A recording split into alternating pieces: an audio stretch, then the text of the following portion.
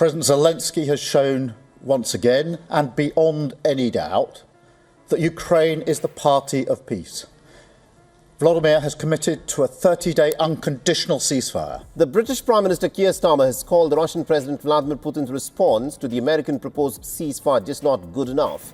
Now, Keir Starmer was in fact addressing the media after hosting a virtual summit. Putin will have to come to the table. So this is the moment. Let the guns fall silent. Let the barbaric attacks on Ukraine once and for all stop. And agree to a ceasefire now. 3 months ago, I spoke with a senior defense analyst who predicted that Starmer's inexperience in foreign affairs would eventually lead to a major diplomatic incident. He doesn't understand the Russian mindset. The analyst told me they don't respond to posturing. They escalate immediately.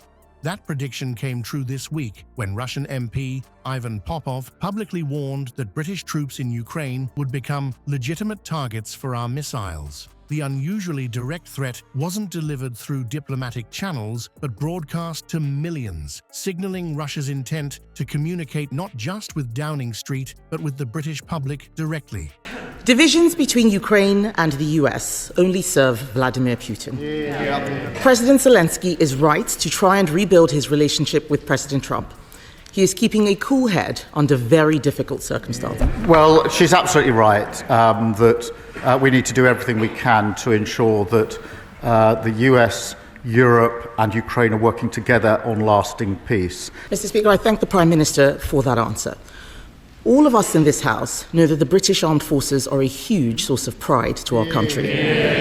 They put themselves in harm's way to defend our values. Before we move on, I'd like to ask you a small favor. If you appreciate this content, please take a second to like this video and subscribe to the channel. Over 98% of you watch the videos without subscribing.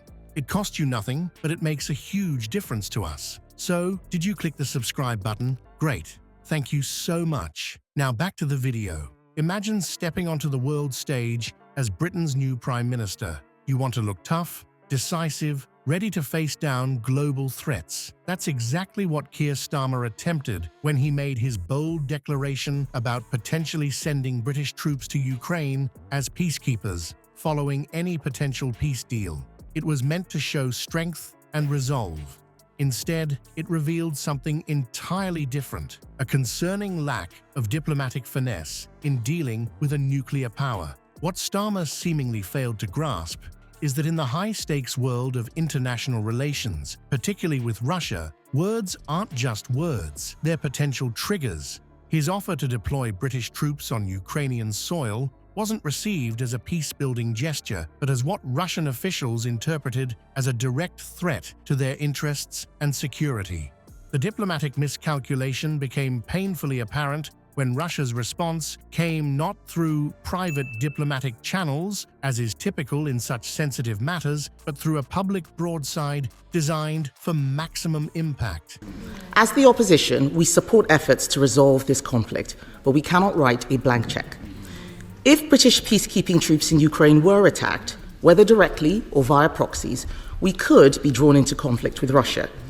The way to ensure we have peace is to ensure there are guarantees for any deal that is in place, because the surest risk that there would be conflict is if Putin thinks that he can breach any deal that may be arrived at.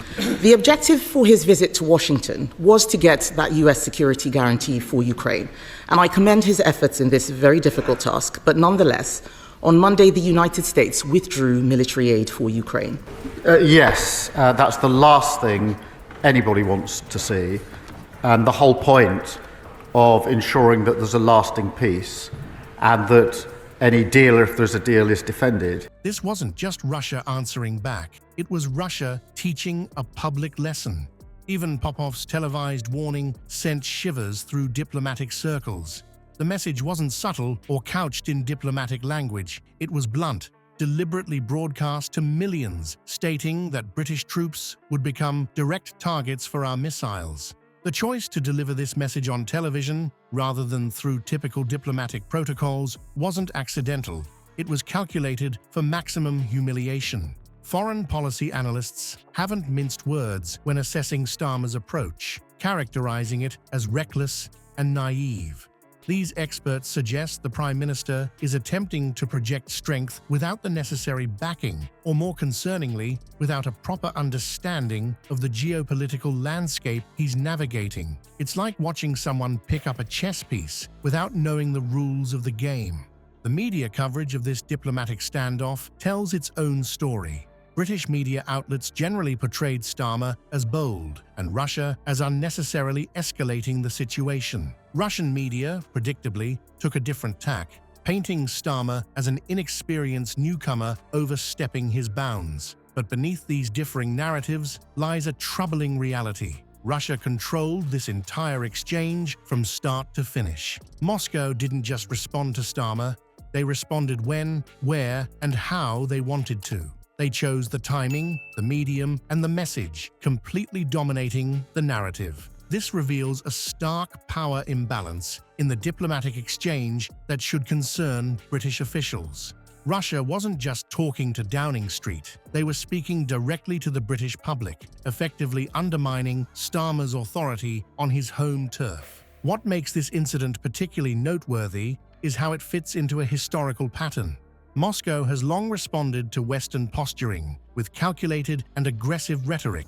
This isn't new. It's a well-established playbook that experienced diplomats understand intimately. The difference here is that Starmer walked right into it, seemingly unaware of the trap he was setting for himself. The question hanging in the diplomatic air now is whether this marks a permanent stain on Starmer's international credibility or if he can recover.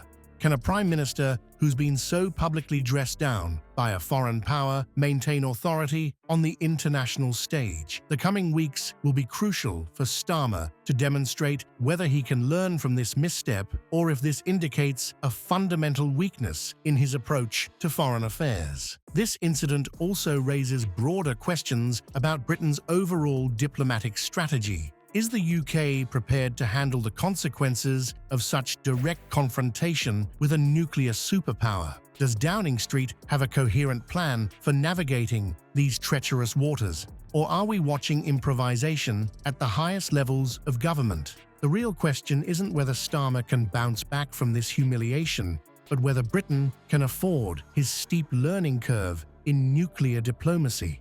This crisis represents more than a mere communication blunder. It reveals a dangerous misreading of modern geopolitical dynamics where nuclear powers operate by entirely different rulebooks than Starmer seems to understand. History offers both warning and wisdom here. British prime ministers have weathered diplomatic storms before, but recovery typically demands a fundamental recalibration of approach.